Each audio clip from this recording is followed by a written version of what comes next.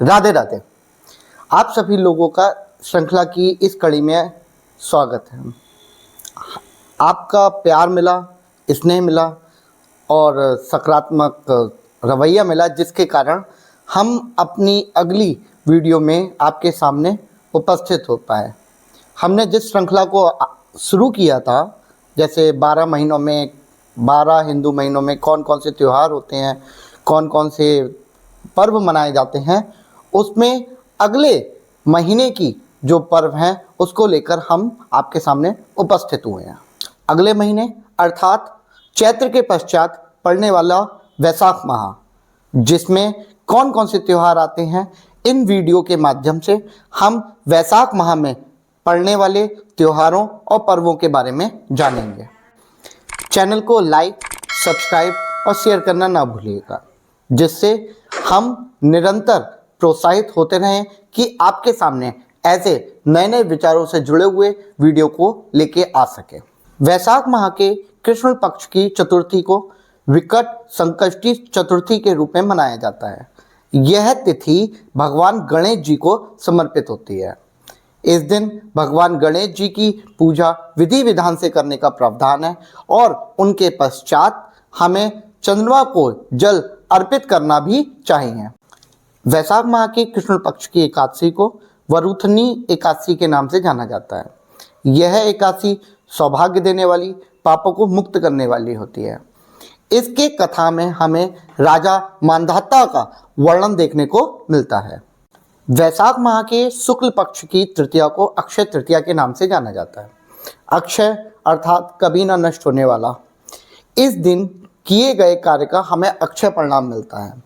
इस दिन माता लक्ष्मी की पूजन किया जाता है।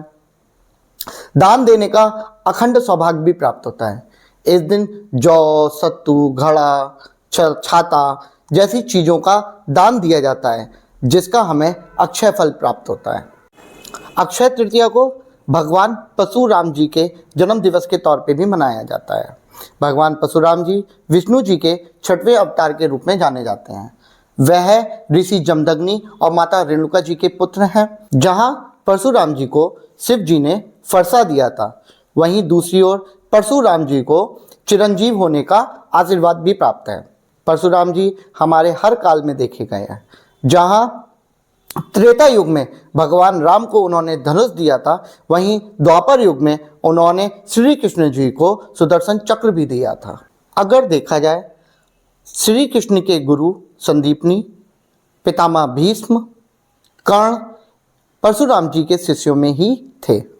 वैशाख माह के शुक्ल पक्ष की सप्तमी को गंगा सप्तमी के तौर पर मनाया जाता है। इस दिन भगवान शिव ने माता गंगा के वेग को नियंत्रित करने के लिए अपनी जटाओं में धारण किया था, जिस कारण नियंत्रित माता गंगा का अवतरण धरती पर इसी दिन हुआ था। वैशाख माह के शुक्ल पक्ष की अष्टमी को बगलामुखी जयंती के तौर पर मनाया जाता है।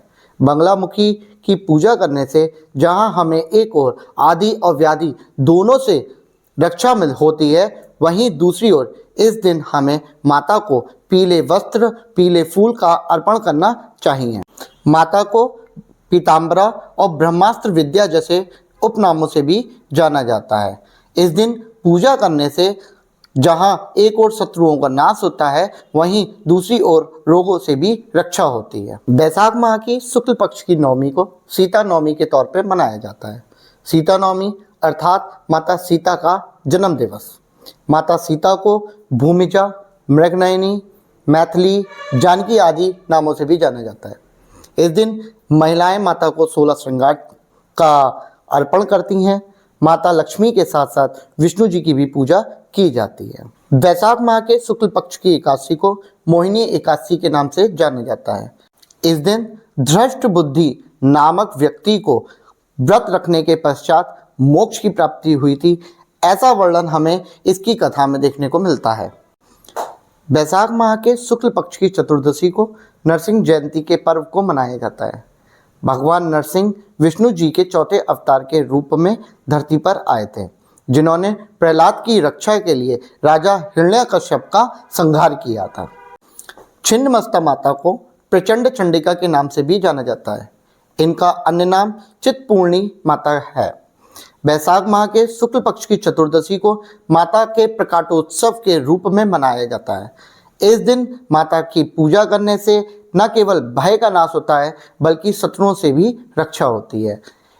इन देवी का स्वरूप स्वयं का शीश काटने वाली देवी के रूप में देखा जाता है। बैसाख माह की पूर्णिमा को बुद्ध जयंती के तौर पर मनाया जाता है।